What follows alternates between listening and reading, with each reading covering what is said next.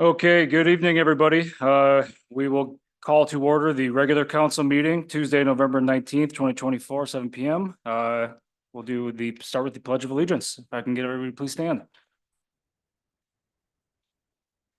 I pledge allegiance to the flag of the United States of America and to the republic for which it stands, one nation, under God, indivisible, with liberty and justice for all.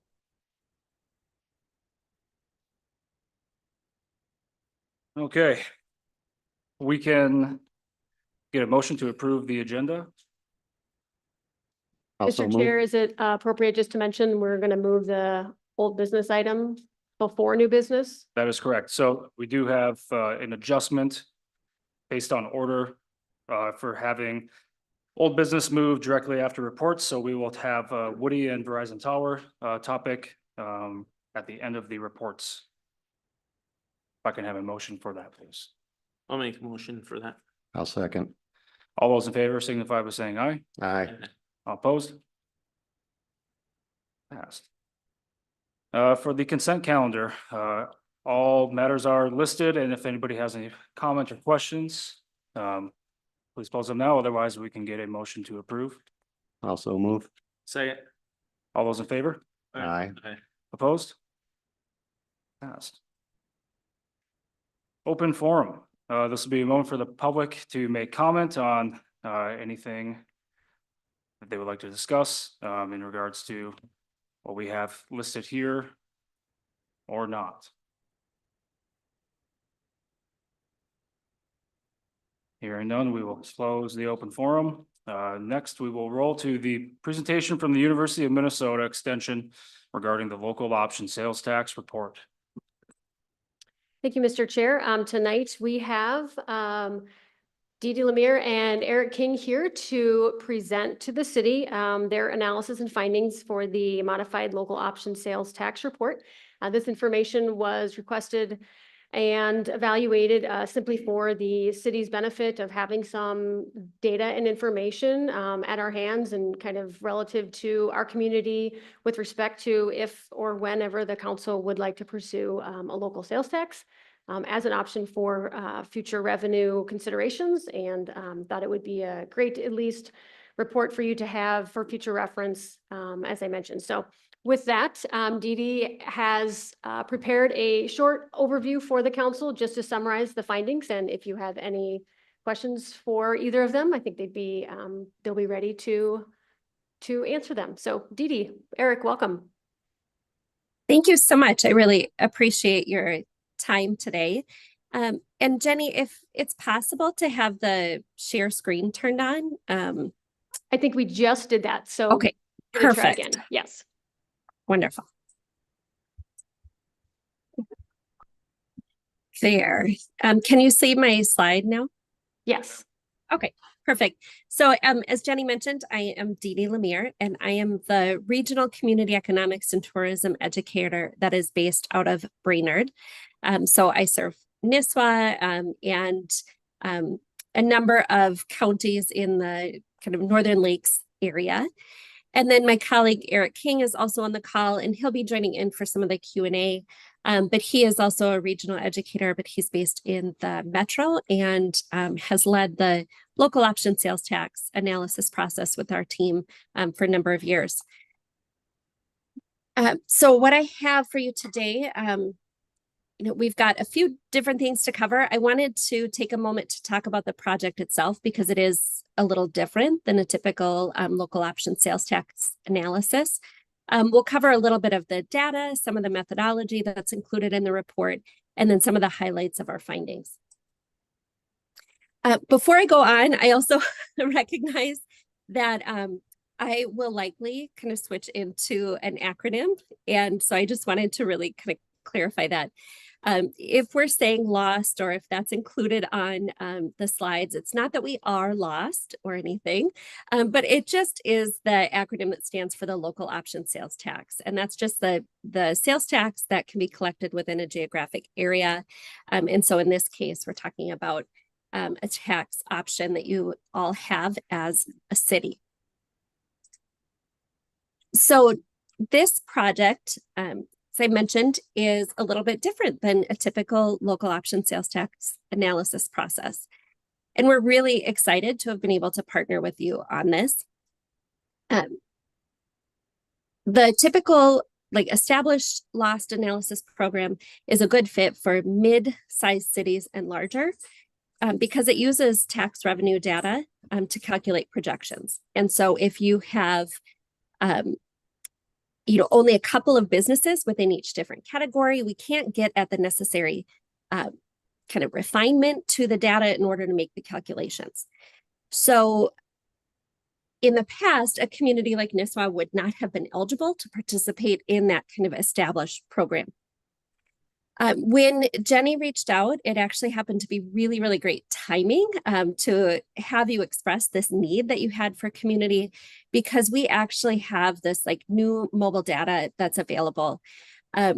We have a paid subscription. We've been working on kind of building our understanding and applying it to community development work over the last few years. And it was really a pleasure to be able to collaborate with Jenny on this in order to get some key information to aid the analysis process, and then also some feedback on the material as well to make sure that it's relevant and usable for you. So you guys are really on the cutting edge of a new technology and are leading the way to be able to make this material available to other small communities like Nisswa. So when we're talking about this analysis process, there are several different kind of components that go into it, but we're really kind of trying to estimate, potential sales versus actual sales. We're getting at this number. We're trying to make sure that for you all as community leaders, when you're making decisions about implementing a local option sales tax, that it's a defensible number and that we can for sure, back up what we're sharing with you so that in turn you all can make an educated and informed decision to support your community.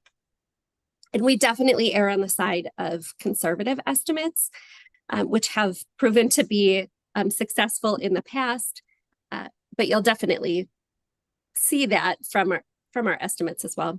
And then we're also kind of looking at some of those traffic pattern assumptions as well, just to double check that we're not making too many assumptions based on the sales tax.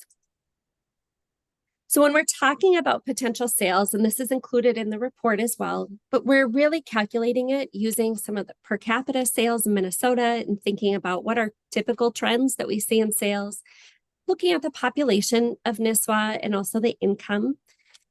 And then we're also kind of thinking about, okay, how are you doing as a community? If there's kind of that, what was the actual of your sales tax versus what maybe the potential was or what we might have expected, and where we can help to identify some opportunities or gaps. One of the key data components that goes into this process is really thinking about your community context. So often, I know with Nisswa, we're thinking and talking about tourism as part of that context, but it's not just that kind of ebb and flow of people through your community. It's also thinking about your resident workforce and who's showing up to work in your community. There's a great resource that we use on a regular basis through the census called On the Map.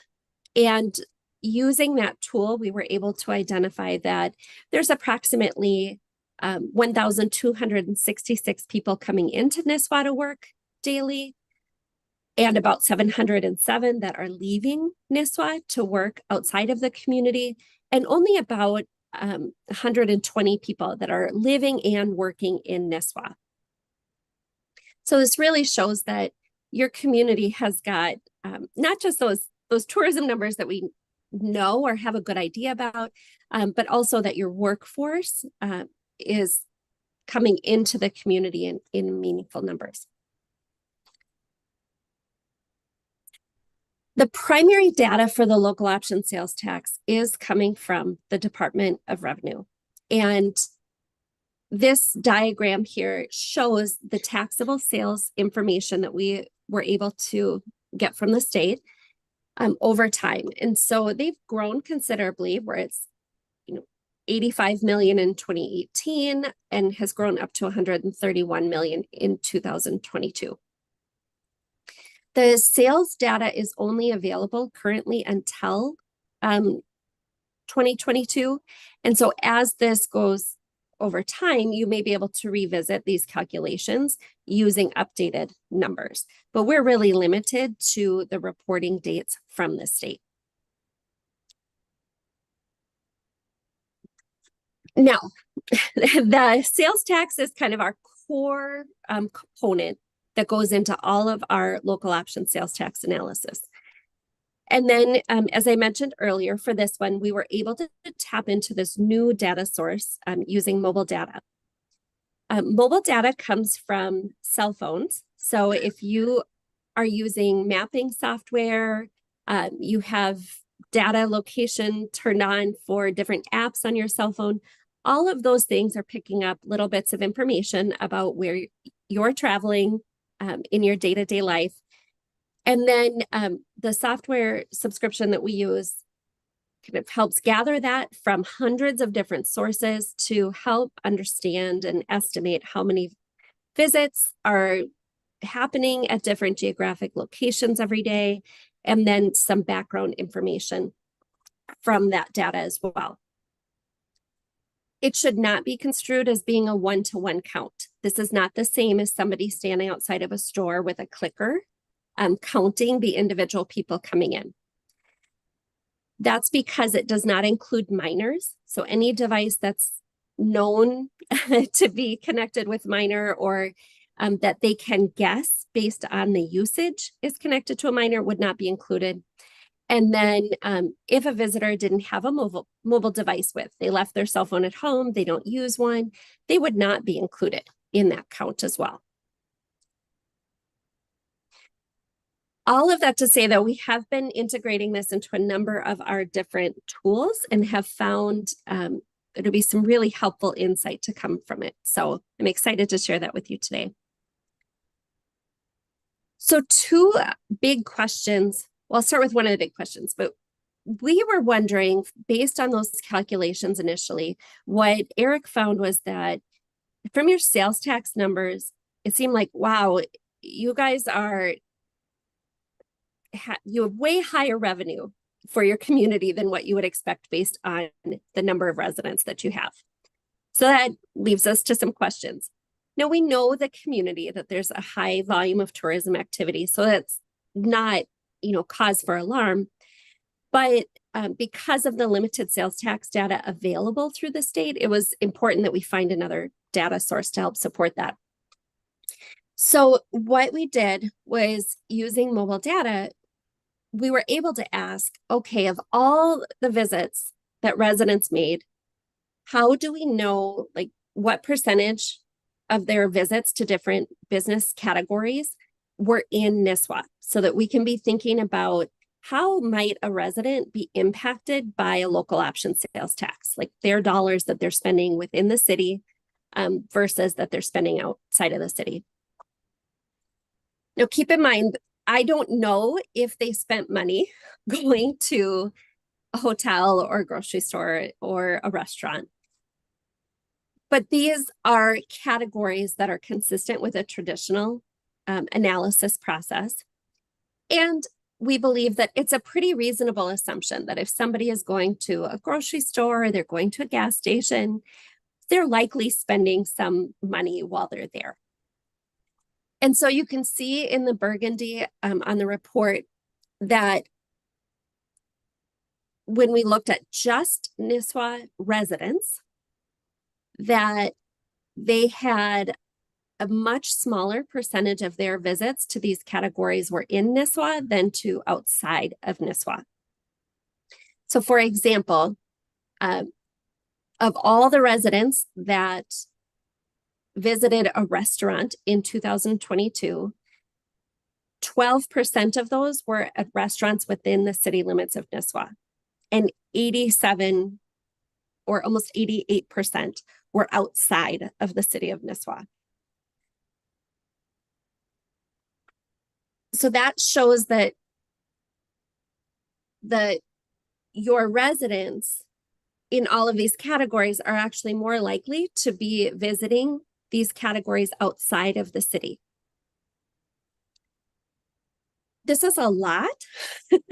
Do you have any questions about this before I move on to the next piece of this?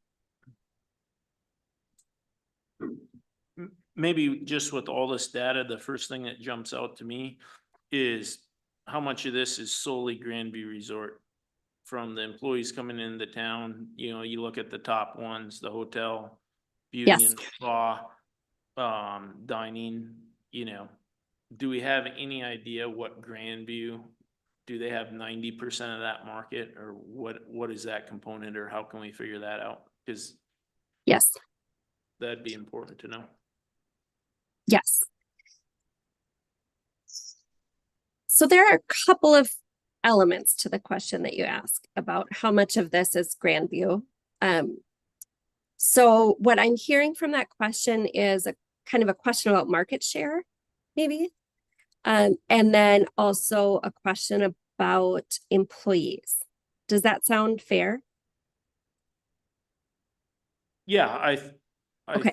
I think we need to look at Grandview Resort in all categories and how that impacts this, because I think that, you know, they have over 600 employees there themselves, so that was 50% of your number. Yes. Yes. So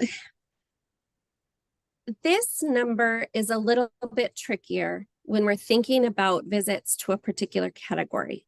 So it's possible that some of these would include some employee visits to a location. Because what I was measuring were where do residents go for businesses in these categories. And so that doesn't control for where do those residents work. But what we can tell from that earlier information is that 120 residents live and work within the community. So we know that those employees are not necessarily being pulled just from the resident number. If there's 600 employees, that they're not necessarily showing up in our data as being residents of Nisswa. Regarding market share, with Jenny's help, I was able to look at the lodging facilities in Nisswa overall, and I found that this number actually seems like very consistent across the different lodging category. So it's not necessarily like being skewed by Grandview. But that was a question that I had along the way too, of like, oh, we need to just double check this. And so by being able to look at all those different lodging categories, I was surprised by how consistent they were, that it wasn't just Grandview as an outlier. I do want to go to the next slide though, and I'll show you why. Were there other questions about this in particular, about resident visit patterns? Does this seem consistent? Like maybe even some of you see yourselves in this of like, yeah, maybe 20% of the time I go to the grocery store in town. The rest of the time I go to Costco or Baxter. Seems pretty reasonable, I think, so. Okay. So I'll go to the next one.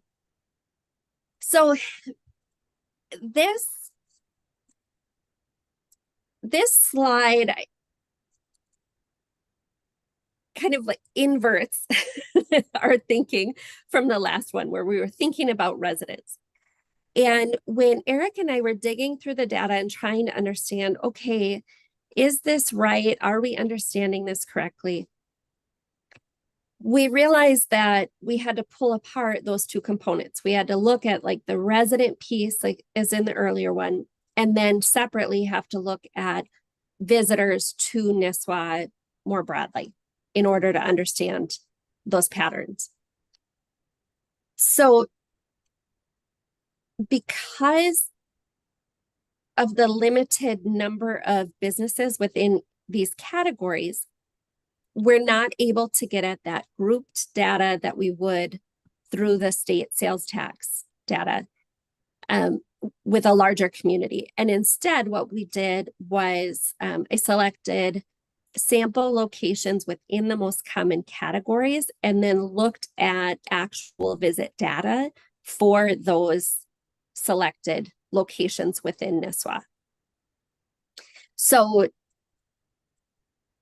this was done intentionally as well so that we're not calling out particular businesses in that.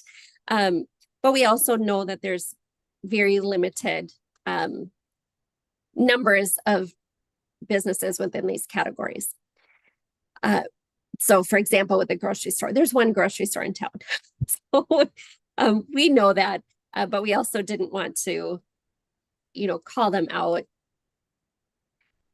in a really like targeted way, because these are much more like broad trends in general versus one business's patterns. But what we were really trying to understand is of all the people that walk through the door at one of these sample locations, how much of that traffic is coming from the local community and how much is coming from outside of the community.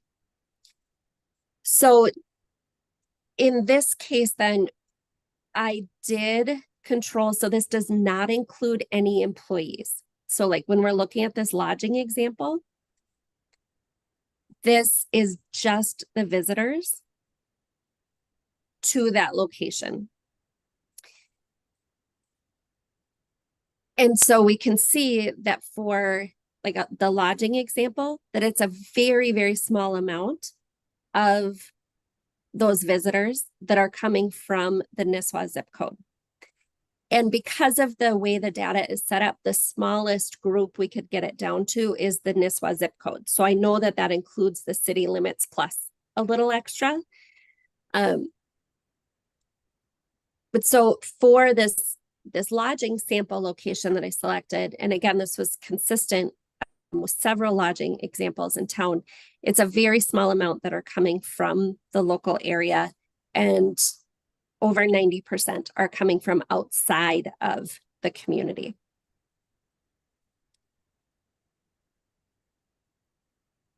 This is consistent with the lodging sales tax estimates that Eric had originally generated, with thinking like that a lot of the calculations were pointing to significant dollars that were coming in through that tax revenue that really outsized the size of your resident, the size of your community and the number of residents that you have. So it's not surprising to us that of all the visitors to these different locations, that there would be so few from your local community. But we were frankly kind of surprised to see that even when we kind of dug deeper and we looked at like home improvement, thinking like, well, maybe visitors wouldn't go there as often. But even in those categories, the vast majority of the visitors to those locations are from outside of the zip code.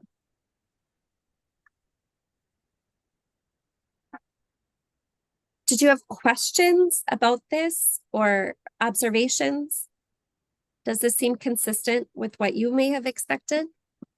I think it would be for the rest of us. All of us that are residents here kind of understand the flows of traffic, especially during the cyclical summer months. So yes. This Yes. is probably consistent with everybody's assumptions. Yes. Yes. Good.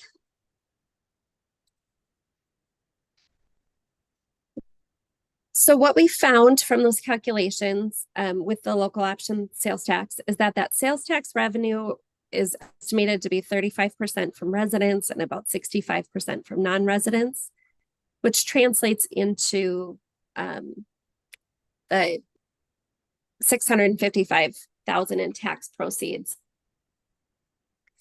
And the major categories that we were able to get down to using the state data is retail, trade, and accommodation services. And then in the report, you will also find some projections, thinking if you were to go forward with implementing the local option sales tax, trying to understand what might that mean for you for those revenue projections. They're based on that 2022 data that's available. And then we do not recommend projecting more than about 3 years out. Again, taking a little bit more conservative slant on it. But that's why we provide the numbers that we do so that you can see the range of potential sales tax revenue that would come from that additional report or from implementing the local option sales tax.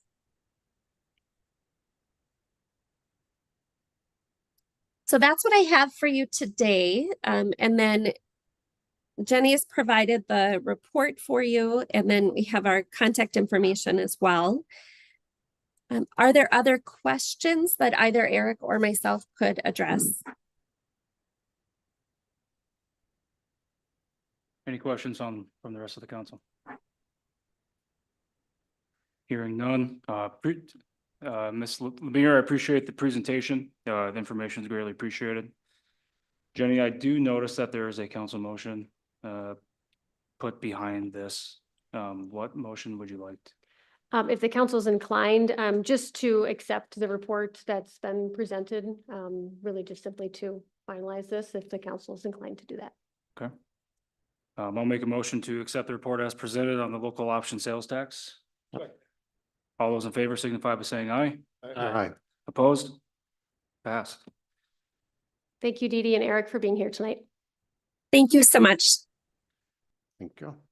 And Jenny, on that note, it's to be put to the vote for sales tax by the local constituents. Is that not the case? Correct. Local sales tax, yes, are always required to come to a local vote. Currently, the process is after the legislature approves the request, Yep. then it would follow at a subsequent general election to the local. Okay. All right. Thank you for that. With that, we'll go to reports, City Administrator.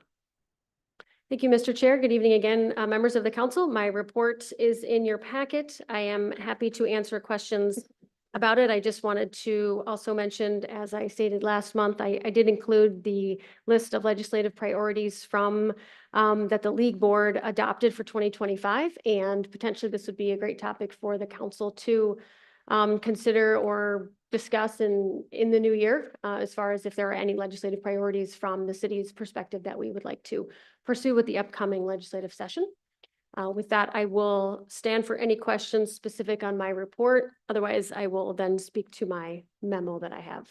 In regards to the pickle building project and PFM being engaged and seeing that the initial analysis has been completed, do we want to try to get a liquor committee meeting before the end of the year? We can certainly do that. I have asked PFM to provide a couple of different scenarios, so we have some base information and some options to look at. Once they have that, I did mention that to Terry Walleen as well, that they're working on that, then we would reach out and see, based on timing, holidays and everything coming up, if we want to have a meeting in December or if we wait until the new year. So yes, that is on our radar too. Once we have that, we will reach out. Understood. Any questions for the City Administrator? Hearing none, we'll move to the City Attorney. Oh, Good hey, evening, everybody. sorry, I do have one Memo. additional item. That's okay. I wanted to take a moment if the council is interested. We're getting towards that time of year where we're preparing for the Truth and Taxation meeting, and I wanted to take an opportunity to provide an update with respect to the city's 2025 budget. Provided an update as far as some of the items that we have been able to further on your agenda request to purchase this year with 2024 funds to be able to offset the 25 budget, which is great. Usually we're able to do that to some extent this time of year on an annual basis, but ultimately looking for council direction if you would like to provide with a target for a final levy number that allows staff to do our work and prepare the final documents. So ultimately, that would be ideal if there's a final levy percentage we wanted to aim towards. Just wanted to open that up for discussion if there's any feedback. So if I have my numbers correct, about 7.5% to the levy would be payroll benefits. Correct? Well, to the budget, yes. Right. And Yes. so I'd like to see the levy, the final levy be below 10%. That's just where I stand. Councilman Linden? I agree. I too agree. Yeah, I'm not going to disagree with that. That needs to get down there. With the wages, benefits, those were from the contract negotiations from over the last year, correct? That isn't, That was set in place over multi-years for that, right? that's mostly incorporating the compensation study that the council approved and what should be in line with where contracts will go. We'll have a discussion about that later tonight, but yes, essentially that's the goal. I think we're all working towards that same target.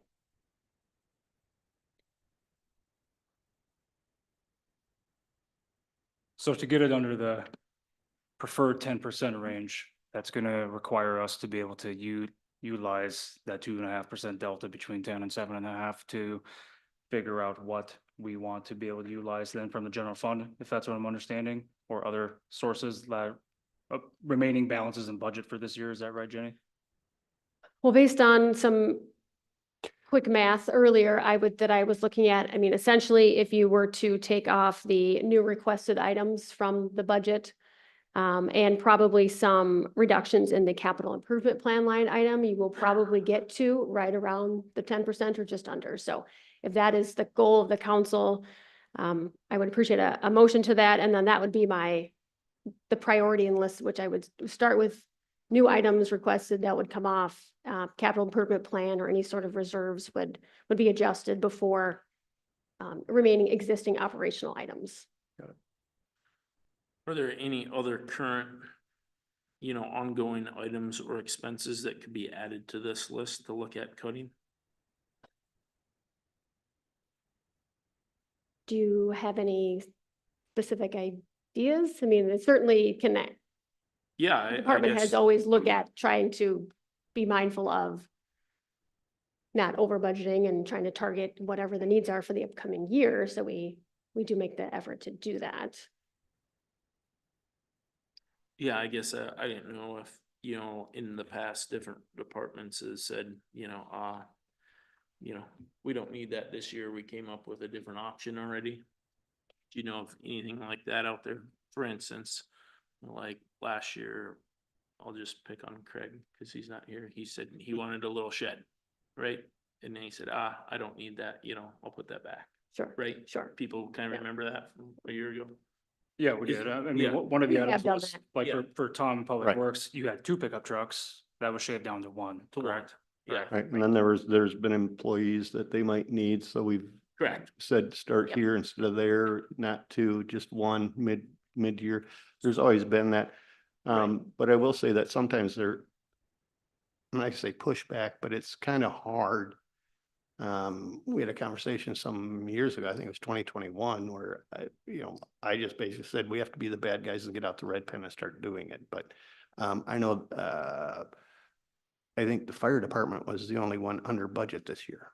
I'm going to pick on Sean, but I think they were the only one under budget this year. Everybody else was They at came in budget. Lower, He yes. came in lower. Yes. Right. Right. No, that was good. You worked hard on that. Yeah. It's not like the federal government where you get an automatic 10%. But I think that's what I think going forward, what we need to look at is for a lot of pencil sharpening, working department heads do some cutting back if possible. And then I also think I don't know if we discussed this before, but to have like, this year it's these two departments, we look at what their needs, wants are, but not the other departments. I mean, move that back and forth each year. And I think since the institution of the CIP, I mean, that's helped out a lot. So no, most of the department has worked real well at trying to do that. Yeah, certainly I would agree with that. I think the Right. direction, ideally every year, earlier in the year is to get a sense from the council is where we like to land. And certainly with the strategic plan, we've been presenting ideas and ways to move that forward. So that's been part of, I think, some of the variables that we've been working through the last couple of years. But ultimately, the council can decide how much that moves on an annual basis, or if it has to stay a little more stagnant and then adjust is fine as well. So if that's 10%, if that's 9.5, if that's something that the council would like to set a parameter, that'd be great. I'll make a motion that I'd like to see the final levy at 9.9%. Second it. I think that we have some flexibility to be able to get it between that 9 to 10%. Based on some discussions that have been had already to be able to try to get it to that final window. So, if 9.9 is your magic number, Okay, think my we magic can- number is. I think we can squeeze the lemon to be able to get it between that 9 to 10% range. Right. So, okay, then I'll rescind that motion. I'll make my motion would be 10%, no higher than 10% for the final levy. I'll second. Any further discussion? All those in favor say aye. Aye. Opposed? So move. So when do we want to talk about what we want to do?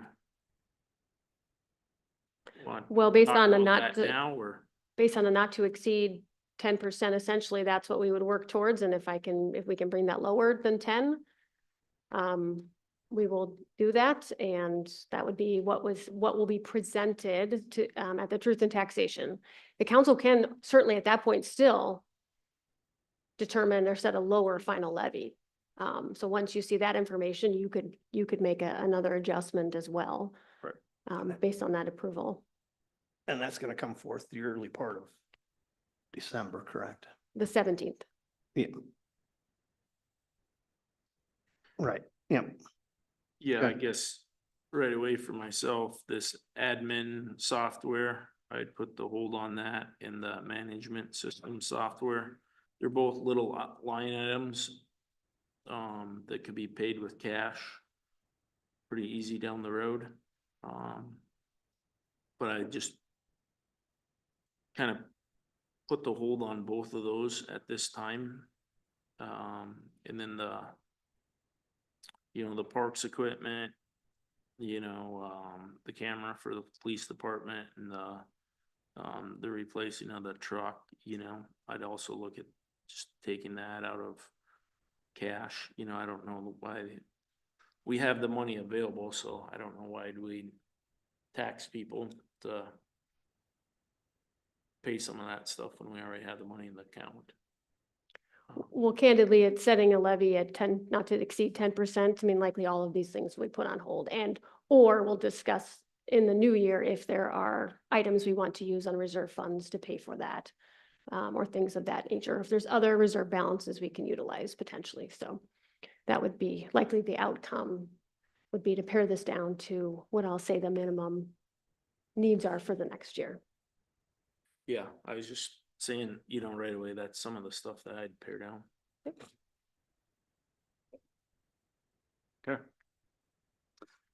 With that, we'll go to the report from the city attorney. Mr. Attorney. Good evening, everybody. Excuse me, other than working on, various matters as usual with city staff, I don't have anything else to report. Thank you. City engineer. Good evening, everybody. I just been working on the 2025 street improvement projects, trying to get that plans and specs prepared for the November 27th meeting, public meeting. Thank you. Thank you. There are no more comments from the council to either the city attorney or engineer. We will move to the next order of business, which will be old business as amended from the agenda. We will turn it over to the Verizon cell tower site plan update discussion, and we do have Woody Crow gone, so I'll turn it over to you, Jenny. Thank you, Mr. Chair, and thank you, Woody, for being here tonight.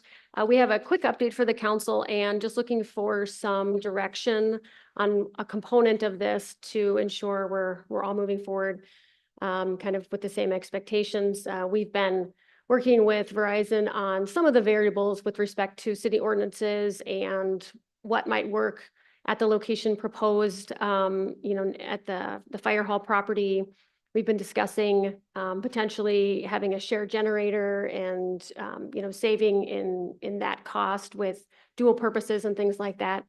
I think the one question that we're looking for council direction on is the initial proposal from a few years ago that we have been working with, and correct me if I'm wrong, Woody, but I believe it was for a tower at a height of about 80 feet. And with some of the conversations that have come up with respect to ideally expanding and improving the service range, that would mean that we would need to look at a higher tower. Our ordinance allows currently towers up to 150 feet. But as that's a significant increase, we wanted to bring that to the council to get your feedback before potentially Verizon would come here and do some on-site visiting and do some analysis of the location and start to put plans together for planning commission approval processing. So looking to gauge your thoughts on a height, if it were to be towards that higher end of what is allowed in our ordinance. Certainly there's some considerations for the neighborhood impacts and things like that as well. The current tower that is there that the fire department uses for their pager signaling is approximately 90 feet, just for frame of reference. But Woody, did I accurately describe that, at least from our discussions? Yep, you got it down. Great. So any initial thoughts or feedback as far as the tower height would be helpful. Yeah, I think last time I said it, too, the height of the tower is kind of irrelevant to me.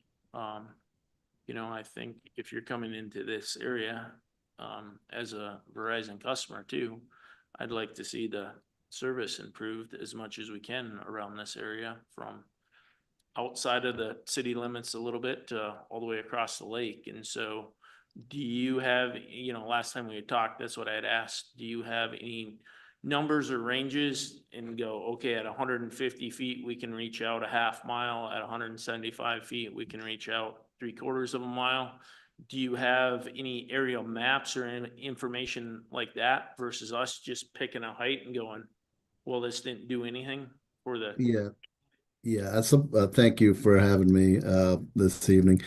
I did share some maps with Jenny. They're not for public dissemination. I guess you can maybe look at them in her office, but that do demonstrate the increased coverage as the height of the tower increases. And as far as the 150, the 150 feet elevation would, significantly decrease the dead zones that we've already discussed in the prior meetings. And as discussed previously, Verizon is, aware of the other, attacking the dead zones from the other sides of those, as we discussed. I forget the exact one that we discussed at the last meeting a couple months ago, but yeah, that's the best I can tell you now. Is maybe check, see if you can see those maps that I sent to Jenny. Yeah, I guess for me, that's kind of the information I'd be looking for. So do you have any sort of reference, or do you know what was on the map, Jenny? Like, hey, over to Grandview it approved, or out on Highway 18 it went this far? Or? I mean, the most significant impact is going to be downtown, Main Street, and kind of the neighborhood. Pretty much, I'd say between like here and Centennial Lane. I mean, it's gonna be in this area, so that's about the coverage. Woody stating the information, was in public, so if I can share that with the council on an individual basis, I'm happy to do that.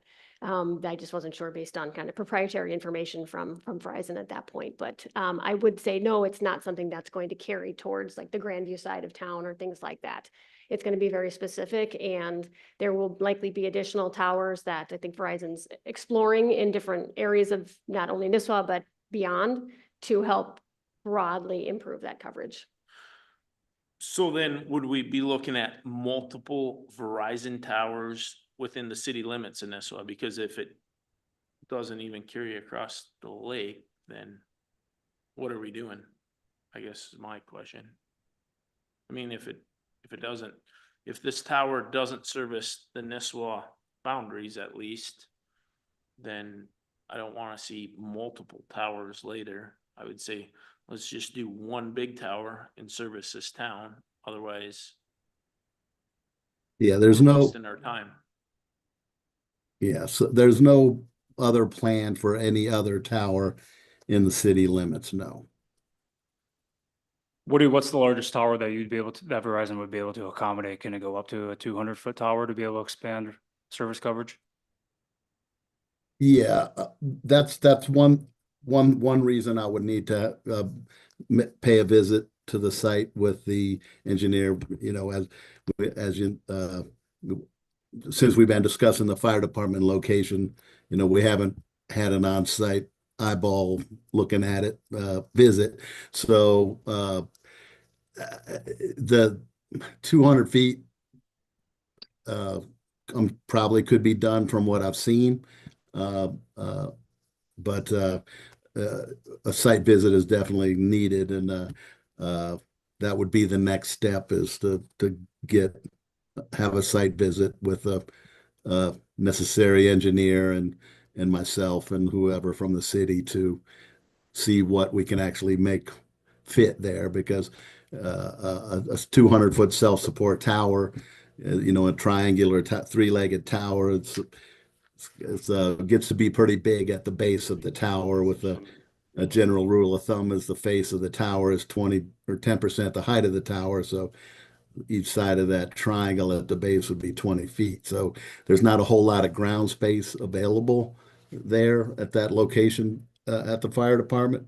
So, the next step would, I think, really needs to be to schedule a visit to look at those type of details.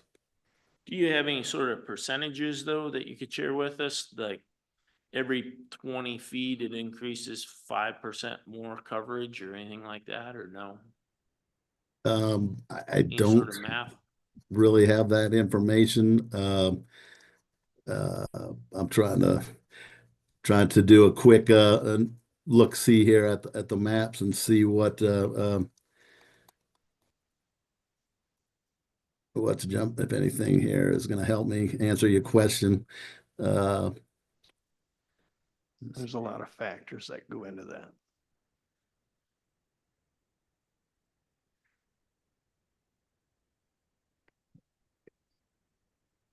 And while Woody's looking at this, I think some of the, at least initial goal from a Verizon perspective was to improve the coverage downtown when we have major events, and the accessibility in that way, just based on the information on that. Initially, that was the goal and the reason for the location here. So I think if we have a broader conversation, we're probably looking at a different locations to allow for a larger base, a different type of tower, to facilitate a potentially larger improvement coverage area. Yeah, and I guess that's my question with it. I mean, obviously, like Jesse just said, we're looking at purchasing new real estate.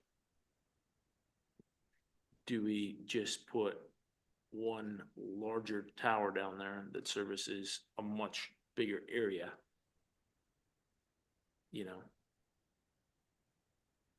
Right. Well, the 150-foot tower is certainly gonna cover a significantly larger area. Good. So I'm Higher looking at, doesn't always mean better. What's that? Higher doesn't always mean better. Yeah, I guess I don't, I mean, that's what I'm asking now is, what are we gonna gain by, what are we gaining by putting this tower right in downtown? Is it worth it? right, so I don't know, the coverage maps that we have don't show the city limits, so I'm not uh, uh, uh, able to address exactly the city limit question, but at the 80 foot versus 150 foot, the coverage increases over 50%. Or it's twice, I'm sorry, I should say the coverage is more than twice the distance what it would be at 150 foot. The coverage is more than twice, in distance what it would be for an 80-foot tower. 190 foot increases it a bit more, and 250, maybe another uh, uh, third. But 250 would really be the max height that we could go if the ground space will support it. I think it would be helpful for the council to be able to get some information, to be able to show what the radius coverages would be, even for this location, behind us here in downtown. Whether it's disseminated via email discreetly to us to protect whatever he's got. And then in regards to potential new property for a larger tower structure there, I think that should be definitely considered here as well. So, is there a council motion that you need for that? No, I think that's good, good direction If there's for any tonight. disagreement on that, for the time being, I mean, Yep. we just, Good we're idea. not looking at anything We here. can circle back in December as well. Okay. So Could I then just also, insert one more comment maybe that might be helpful? If we could set up a visit at the site, we could look at the maps, at that time, and we don't have to decide on the height of the tower tonight, obviously.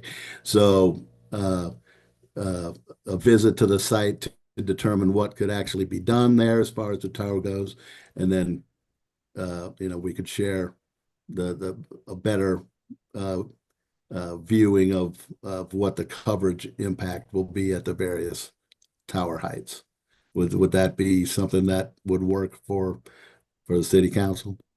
I think that makes yeah, more and sense. then I would say, show both locations. Yes.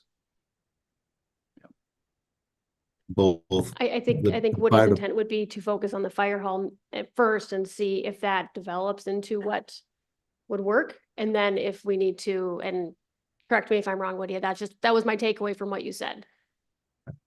I guess I didn't follow along to what the second location would be. The original location, is that what you're talking about? We have the original location, but we're also looking at, in the process of purchasing some new property Oh, that might be okay. even better suited for a bigger tower. I see. And so if you're in town, I would drive the mile difference and look at both locations while you're here. Certainly. So the new property is about a mile away. Is that what I hear you saying? Roughly. Yeah. Okay. All right. Yeah. But yeah, Jenny is correct that, we've been focusing on the fire department location. That would be the preferred location to proceed, but certainly we can look at other options. Yes.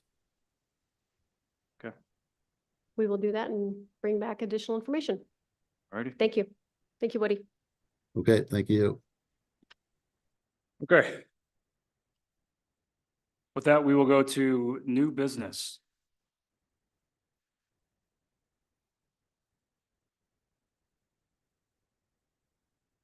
Want me to take it away? Go ahead.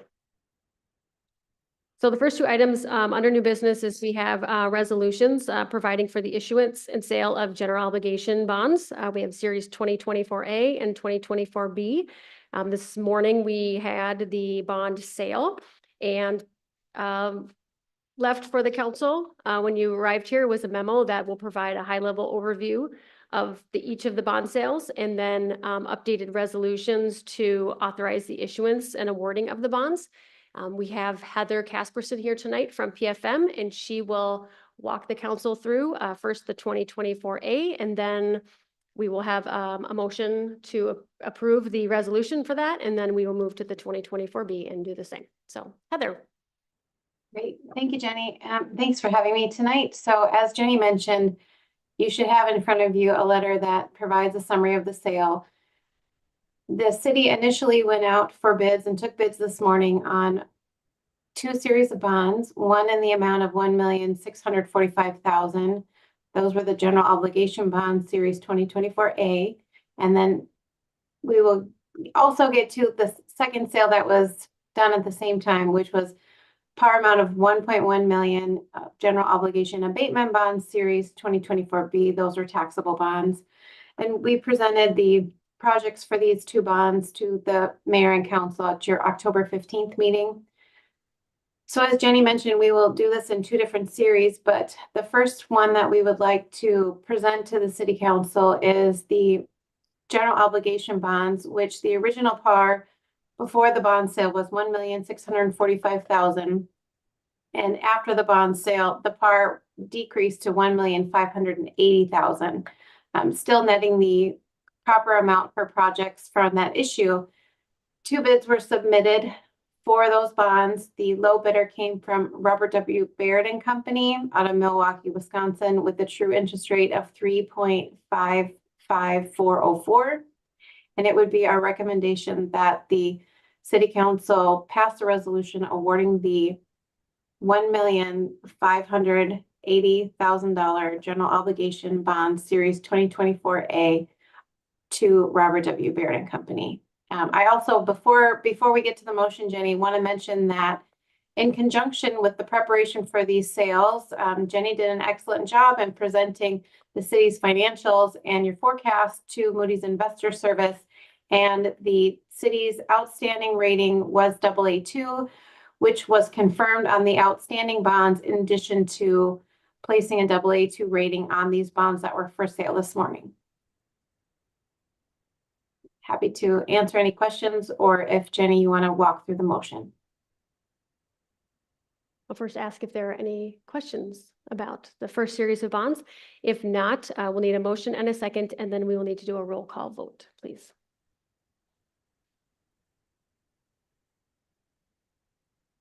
Jenny, how do you want the motion made? If you could, if whomever would like to make the motion, if you take the packet F1, there is a set of verbiage. It's in all caps, kind of right in the middle. So you can just do a motion approving the resolution and read that verbiage. That would be great. It's a resolution number again. It's okay that we don't have one. Yeah, okay. I'll make a motion to approve the resolution authorizing the issuance and awarding the sale of $1,580,000.00 general obligation bond series 2024A and pledging for the security thereof, tax abatements, and levying a tax for the payment thereof.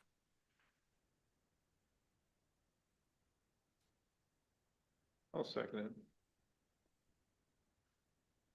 All those in favor signify by saying aye. If we can do a roll call, please. Roll call. That's okay. Yeah. If you just want to Where's the mayor? We call need each a individual, yep, they can approve or not. roll call, please. Starting with me. Yes. Yes. Yes. Yes. Motion passes. Thank you very much.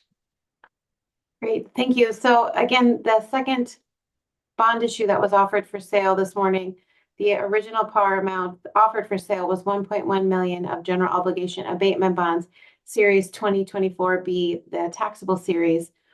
After the bids came in, the bond size was reduced slightly to $1,090,000. And the city had 5 bids for that bond issue with the low bidder of Piper Sandler and Company. at a true interest rate of 4.623599. And we would recommend that the city council award the 2024 B taxable bonds to Piper Sandler and Company. Happy to answer any questions. What was the rate again? The true interest rate, 4.62.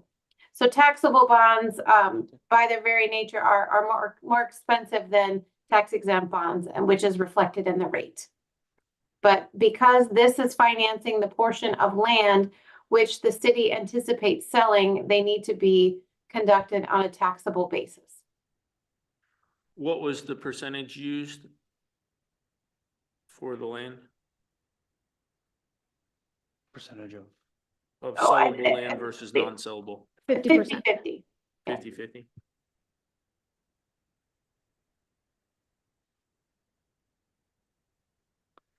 Are there any questions from the council before we take a motion?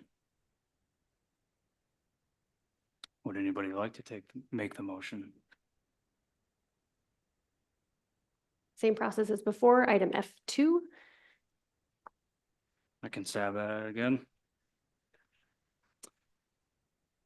I'd like to make a motion for the resolution authorizing the issuance and awarding the sale of the $1,090,000.00 general obligation bond series 2024B taxable and pledging for the security thereof tax abatement and levying a tax for the payment thereof.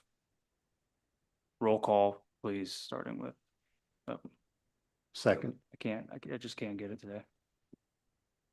Yes. Yes. Yes. Yes. Motion passes. Thank you.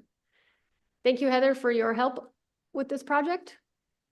I know we have some follow-up and finalizing of documentation and everything, but we do appreciate all the work that you and John and Jenna have put into this. You're very Thank welcome. you, Jamie. Thank you. Okay.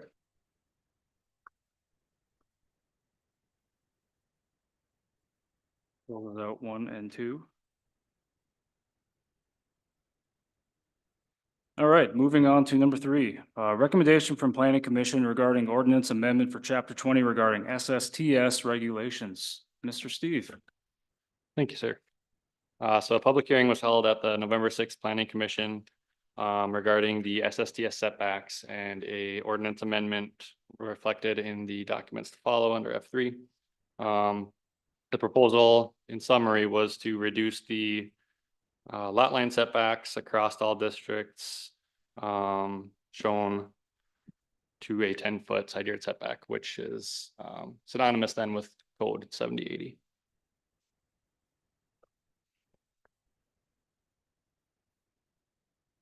Does council have any questions or feedback for our city planning and zoning yet?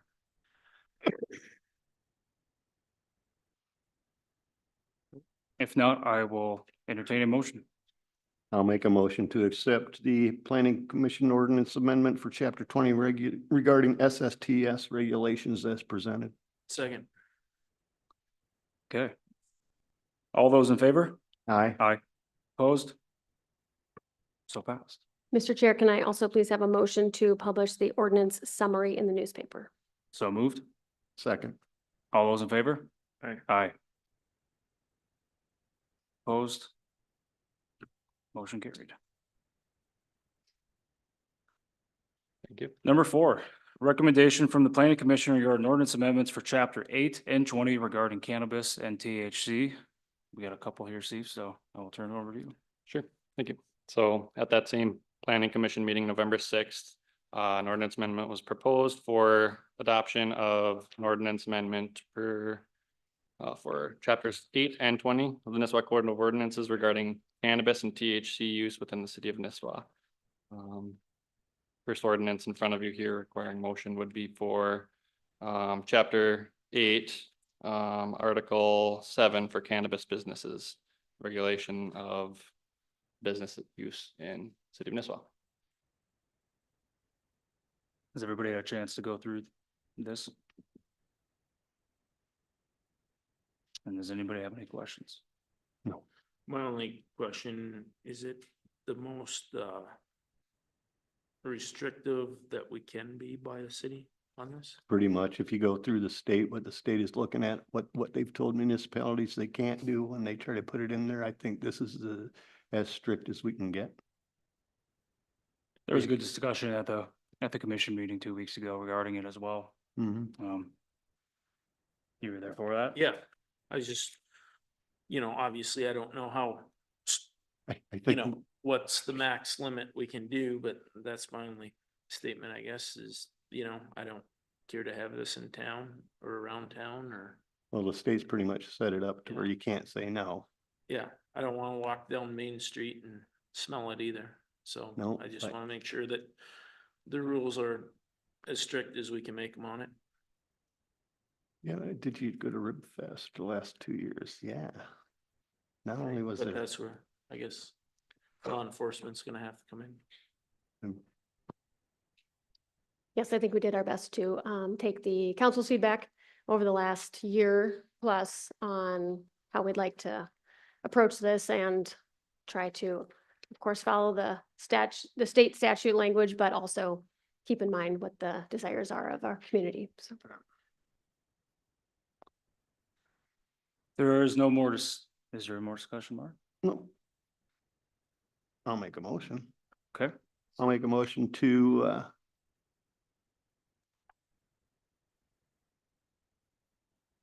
amend ordinances or chapters 8 and 20 regarding cannabis and THC as presented. doing everything at once? All of them at one time? Yes, Okay, that's fine. Thank you. A, B, and C. All of them at once. I have a motion. Do I have a second?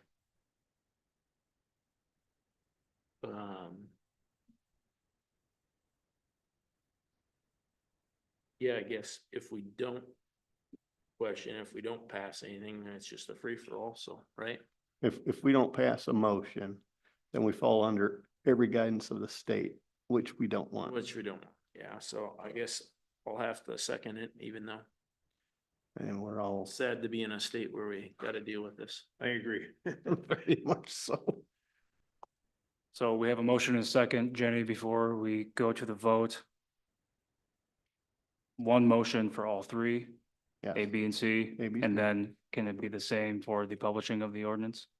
I do need a separate a motion for that piece of it. For all three, though, we can do that as a. separate- Do it all, yeah, we can do that, yes. And I'll just clarify, just so for the public's awareness to ensure this would be effective January 1, 2025. Right. Okay, all those in favor signify by saying aye. Aye. Aye. Aye. Opposed? Passed.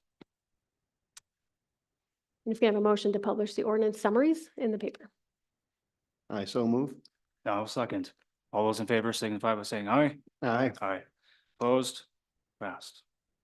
I would also mention that in December, we will bring forward the application forms and just some of the procedural components of this. We wanted to get the ordinance piece approved, and then there is still just that licensing component, and we will bring forward the fee schedules and those forms to the council for approval in December, just so you have that and can understand what that piece will look like, but wanted to take one step at a time. Thank you. Moving on to number 5, recommendation from Parks Commission regarding the Gull Lake Trail final proposal. Miss Amber. Good evening. Evening. So before you tonight, you have a memo for myself as well as a proposal from Woodseth regarding the updating of the plans as well as preparation for bidding for the Gull Lake Trail. We call it many different names, CASA 77, 4B, you name it. It's our final section. This is the grant that we are awarded.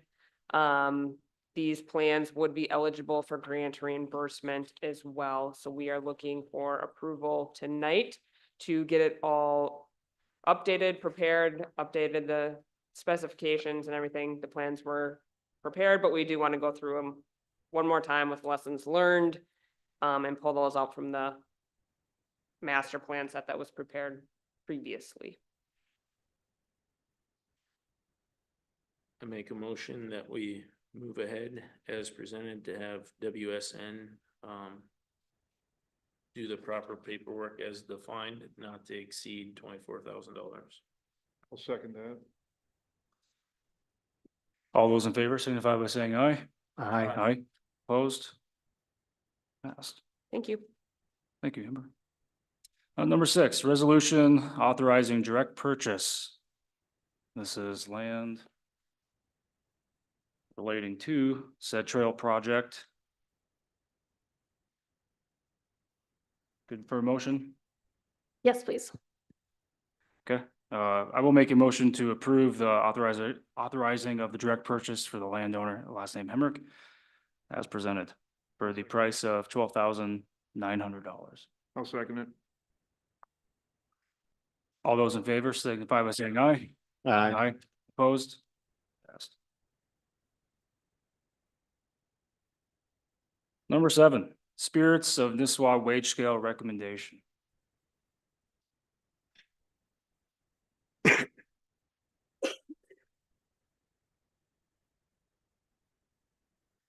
Thank you for letting me present this to you, council. Appreciate it.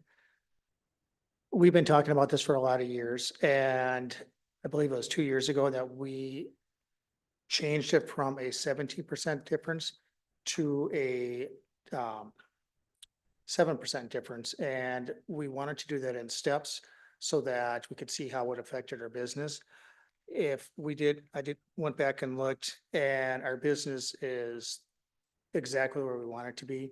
We did, everybody knows that we did have some heydays with COVID and with the pandemic. We are back to normal, and we are still a very successful business. We want to eliminate the difference between part-time and full-time. We're a business that thrives on full-time or part-time employees. And if we had to go with just full-time employees, it would cost the city a lot more. So we don't want to penalize the part-time workers by paying them less than we would a full-time worker at the same pay. So I'm asking the city council to approve that we make that change January 1st, 2025. I would make the motion that we approve this to have the pay be equal for full-time and part-time employees starting January 1st, 2025. If I can just make one little change here. With our pay schedule, is that fine, Kiki, to do it on January 1st, or do you want it to do it on a pay cycle? I would say January 1, well, consistent with all the other staff. Okay, Yes. thank you. I have a motion I'll second. and a second. Any further questions? All those in favor? Aye. Opposed? Approved. Thank you very much. Thank you, Brian. Number 8, Public Works request regarding purchase of lawn tractors.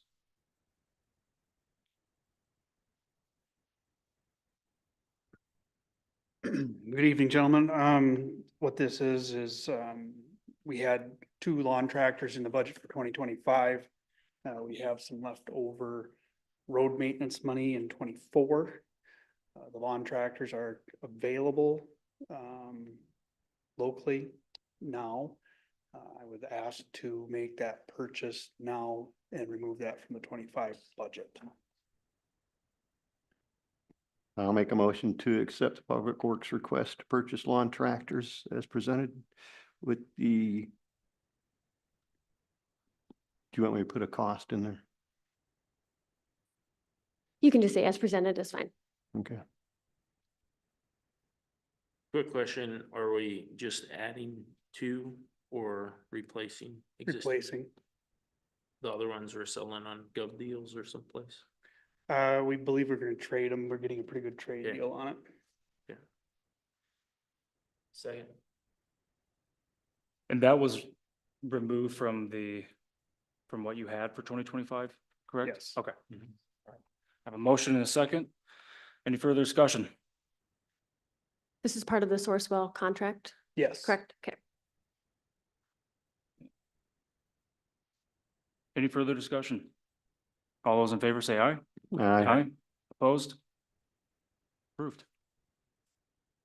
Thank you. Thanks, Tom. Number 9, Parks Department request purchase lawnmowers.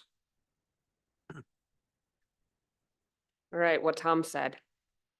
Same. Just borrow his, he got 2 new ones. I'll make a motion. Unless you want to add something, Amber. Happy to answer questions, but go for it. I'll make a motion to accept the request from the Parks Department to purchase, I gotta find the mower. John Deere X735 mower, $14,328.52 as presented. Second. Any further discussion? All those in favor? Aye. Aye. Opposed? Approved. Awesome. And then your second one here, for item 10 is the snow pusher. This again is in an effort to reduce, the 2025 budget. We do have, confidently, I can say we have enough room in our budget this year to purchase this $2,900 attachment. I'll make a motion to approve quote from Vernon Snow Pusher as presented. Second. So looking at the budget expenditure for the levy. Oh, you do have snow push It's just, crossed out. it's Thank you above for my striking it. spending, so. I don't even know why I wear glasses. You want to borrow mine? We have a motion and a second. Any further discussion? All those in favor say aye. Aye. Opposed? Passed. Thank you. Thank you. Number 11, resolution certifying unpaid sewer charges for 2024.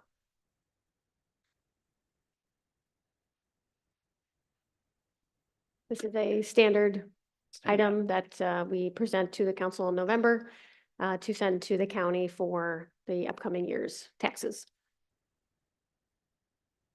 I was almost on this list because I forgot to create a login for the new system, so I would imagine some people are probably, I mean, on that note, do we need to, would it help to send update or a reminder to those that the new system that we have? They have received letters, yes. Okay, Yeah. got it. Well, of course, yeah. Okay.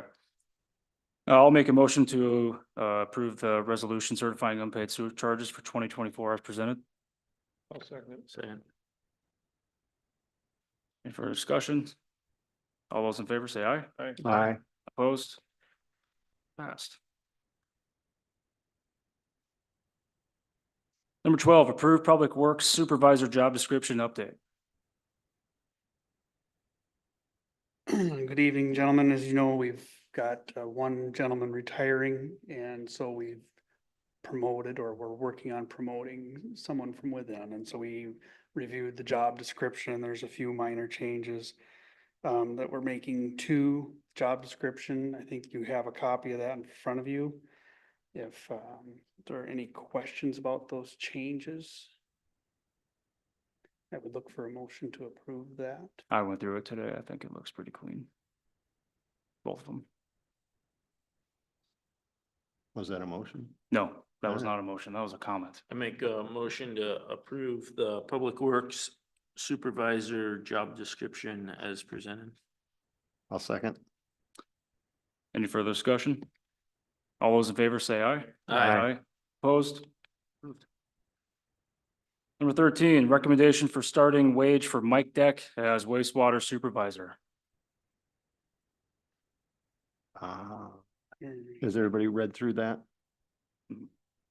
I'll make a motion to accept the recommendation of starting wage for Mike Deck as a wastewater supervisor as presented. I'll second it. Any further discussion? All those in favor say aye. Aye. Aye. Opposed? Approved. One more for you, Tom. Yep. Number 14, recommendation to hire Corey Larson as public works supervisor. This is a promotion from inside, backfilling Mike's move over to the wastewater department. I'll make a motion for the recommendation to hire Corey Larson as public works supervisor as presented. Second. Any further discussion? All those in favor say aye. Aye. Aye. Opposed?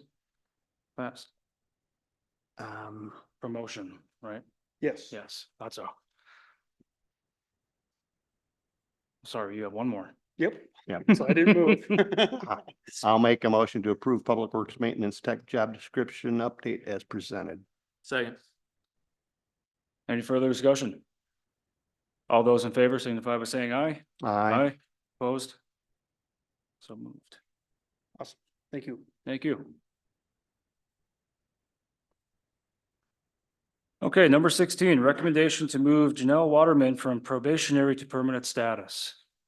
I think she's an excellent addition to staff. Just a side note, so my 4-year-old grandson they come in the summer, he's dressed in his police uniform because he's just into police. Spur of the moment, I called up Janelle, said, hey, she said, come on down. We come down, he's in his full uniform going there. We had Chief Taylor there, and I think Jeremy was there. He loved the time. I mean, it was just 5-10 minutes, but he just loved it. And now they get their little ID cards for Nisswa Police. I think that was a great thing. Similar to what, fire department does with their recent thing. It's just great what you guys do. So I'll make a motion to accept the recommendation to move Janelle Waterman from probationary to permanent status as presented. Second. Any further discussion from the council? All those in favor say aye. Aye. Opposed? Passed. Number 17, approved fire department Sourcewell boost funds grant application. I had a chance to go over this today. Even spoke to chief about it. Well written, I would say. Mhm. Well written. Just looking for a motion. I'll make a motion to approve fire department Sourcewell boost funds grant application as presented. Second. Any further discussion? All those in favor say aye. Aye. Aye. Opposed? Approved. Number 18, Sourcewell Board of Directors nomination recommendation. This is an opportunity, if anyone on the council is interested to be placed into nomination to participate on the Sourcewell Board of Directors. So I wanted to provide this to the council. If you are inclined, no obligation, but the opportunity is here. You would submit some bio of some kind so that would then get mailed out to the members, and then there would be an election process, etc. But just presenting that to you for your consideration, and if you would like to pass on that, that is fine as well. Don't nominate me, I pass. What would be the benefit of any of us being on that for the city of Nisswa? Just out of curiosity. I would say that Sourcewell is a very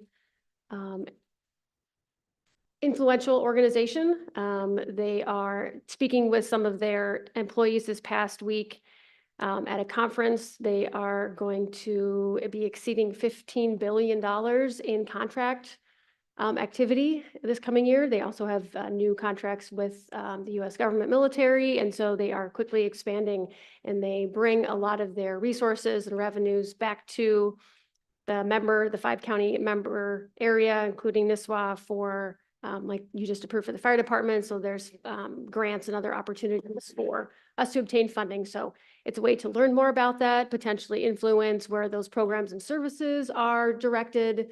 And they provide a lot of great training opportunities and just other ways to connect with.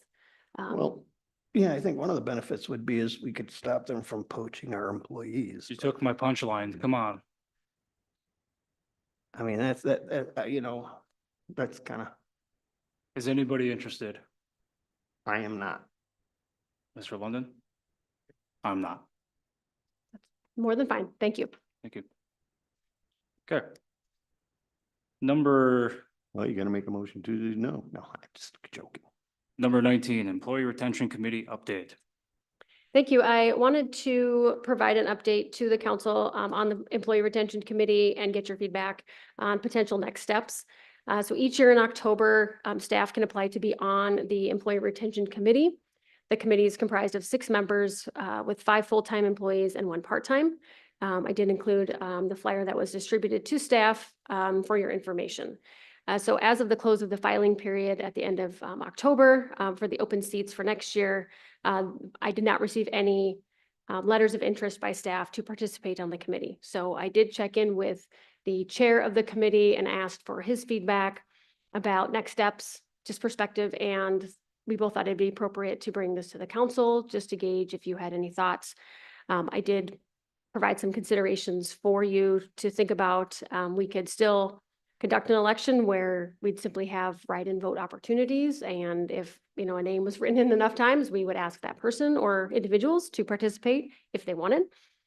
We could omit an election and just leave the remaining committee members as the ones who are starting their second year on the committee. There are 2. Or we could pause the activity for 2025, reevaluate, and see if there's maybe another way to approach it.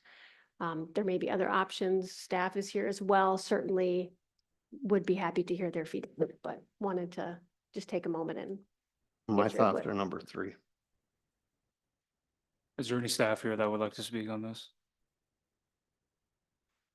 Seeing none, being on the personnel committee now, I enjoyed working with the Employee Retention Committee. I thought that there was good discussion, even the luncheon that we had, I thought was helpful, but if there's not enough interest, I'd like to be able to understand a little bit.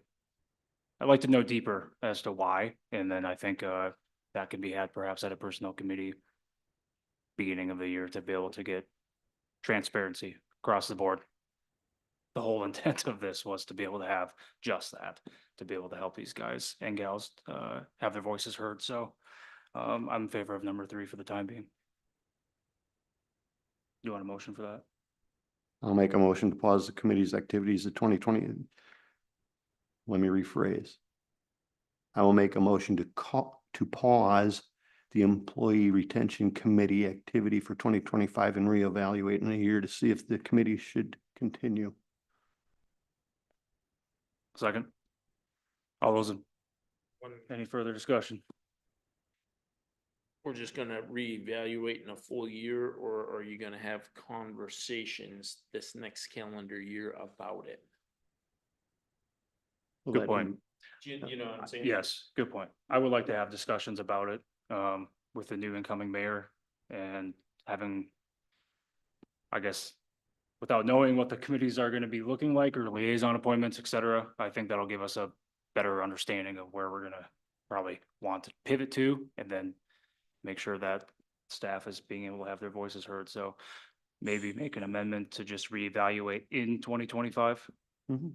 Yeah, in the calendar year. I'll second that amendment I just made for Councilman Fraley.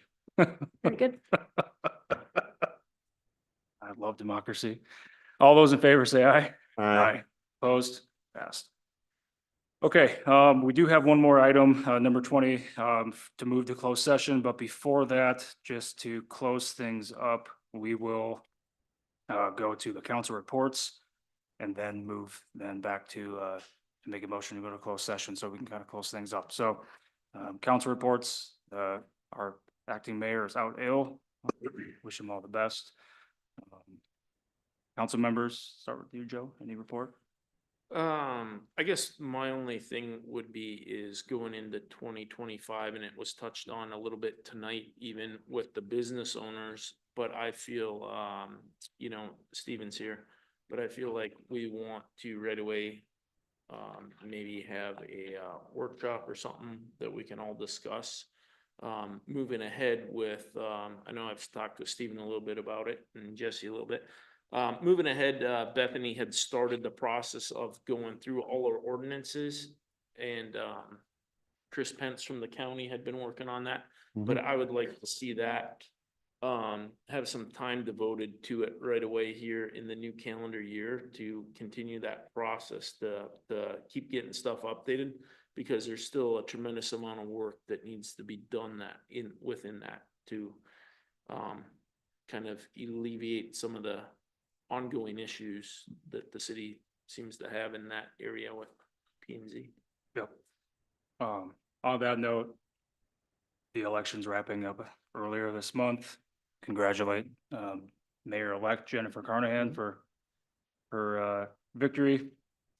Had a chance to be able to meet with her, just even as recently as today, and I encourage the rest of the council, if they have not already, to be able to find some time and sit down with her, get to know her a little bit more, especially with what we have on the horizon. She does have quite a bit of insight to be able to provide as to how we can go about things a little bit different. A big pitch that she provided was transparency, getting the communication out to not just the constituents, but the businesses, and then also working with the chamber, for example, on this downtown master plan committee. She does think that there's a lot of areas that we're going to be able to improve on that. She does have ideas for us to be able to work on, and I think she's ready to hit the ground running in January. She did speak about trying to get some access to an office space in City Hall before she's actually brought in as mayor. What are the options for her to be able to do that, Jenny, is what I'm curious about. Is that appropriate? I would say until, I guess my thoughts on that, and if Tom has any feedback just from a procedural standpoint, from a, official time taking office, I mean, that will be official in January. Yep. I have already established a budget workshop with Mayor-elect Carnahan and department heads to help her dig into the specifics of the budget. And so I'm going to certainly facilitate those conversations and work with her. We'll meet probably a handful of times between now and the end of the year to get her up to speed. But I think that would be, I think that's a lot this time of year, especially with the holidays. And so just trying to work through the budget component and then getting her officially sworn in right away in January, and then facilitating some of that office time will definitely be achievable. So what is the January timeline in regards to her coming in? So as long as I've been on council, it's always been John. So we kind of understand liaison appointments, et cetera, but when will she be sworn in? Will that be at the January meeting? Organizational meeting. It will likely be before that. It doesn't have to be at a meeting. It's usually, come in and do that. So I anticipate that we will, Kiki will work with her to do that pretty much right away, January 2nd, I would imagine. We've been exchanging emails about the organizational meeting date because I think there are some conflicts between potentially winter break time and availability for council and Mayor-elect Carnahan's schedule. So we're trying to find that date in early January. I'll likely send out an email to get feedback from everyone on availability for that organizational meeting as well. But also just share that, I mean, that first week in January, New Year's time, it's really quiet. So I think if we want to set this up the right way and not need to be too rushed for, getting all of that. I know she has a lot of ideas, and I encouraged her to present those to the council and get your feedback and direction to then start to move those things forward, which I think would be most appropriate. Okay. That's all that I had. The only one thing I want to bring up is I've had talks with Jenny, and I'm sure others have too, about it, Economic Development Authority. And last month, but I think that's something that we need to look at, especially with the land purchase. Things, with downtown and everything. But I think that's something we need to look into, set, and move forward with that. The sooner the better. And where's our starting point with that? My recommendation would be as just a starting point, the council could invite Tyler Glenn, who is the President, CEO of Bladek. He facilitates EDAs and other communities in our area, and could just provide some foundational knowledge to the council for ways to look at that. And then maybe take that another step in the new year and move forward from there. So that would be my first recommendation to the council is we can invite Tyler to our December meeting and hear some information, and you can ask him questions and go from there, but certainly open to other suggestions if you have it. So we can do that with the December meeting, invite him in and discuss that. If the council would like that. I would say, let's just wait until January, till we're all up to speed, and Jennifer's here. If she's not gonna be in here earlier working and whatever, then I would say Then let's put that into January's start meeting. all then. that in January, so she's up to speed with it, not, you know, something brand new. Mhm. Also, with that, or in conjunction to that too, we didn't do it this last year, but the year prior, we had, an all-day kind of workshop events to talk through a bunch of this. I think that would be appropriate again, especially this year, new mayor coming in to, you know, go through all this stuff and to try and get one or maybe two of those set up. It doesn't have to be, you know, 100% with staff either necessarily. Unless Sean wants to sit there all day.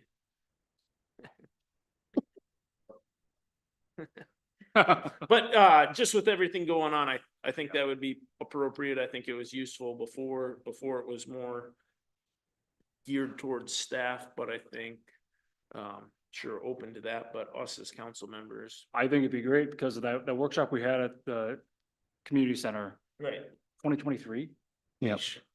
It was long, but there's a lot of good takeaways from that.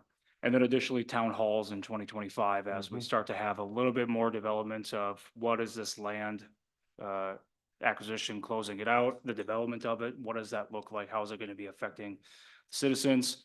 No surprises. Let's just get the information out there. The closed door meetings for the land, et cetera, are behind us now. So we're in the final stretches. Looking forward to a new year. I think there will be a lot of options for councils kind of brainstorming, evaluating in January Right. to work through at that meeting. So it will be good. Right. Okay. Anything else from the council? So I will wait until I will engage Tyler to temporary kind of schedule for January. Sometime in January, we'll firm up a date after the new year. Okay. Okay. Okay. Well, with that, I will make a recommendation to move to closed session pursuant to Minnesota statute 13D.03 regarding union negotiations. I'll second. All those in favor say aye. Aye. Opposed? We are now moving to closed session. 5-minute recess. 5-minute recess, then moving to closed session. Thank you all. Give me 10.